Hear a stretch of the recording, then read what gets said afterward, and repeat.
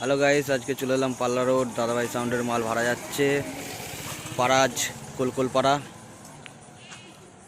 কালকে কম্পিটিশান আছে, যার যার দেখার ইচ্ছা হবে চলে যাবে। মাল লোড হয়ে গেছে।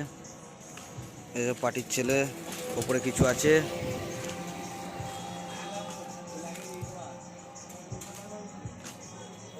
দাদাভাই সাউন্ড পাল্লা রোড,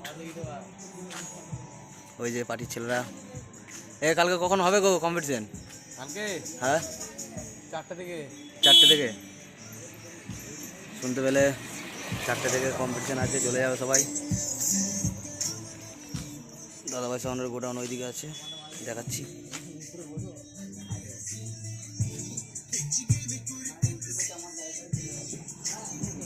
দাদাভাই সাউন্ড এদিকে 16টা আছে।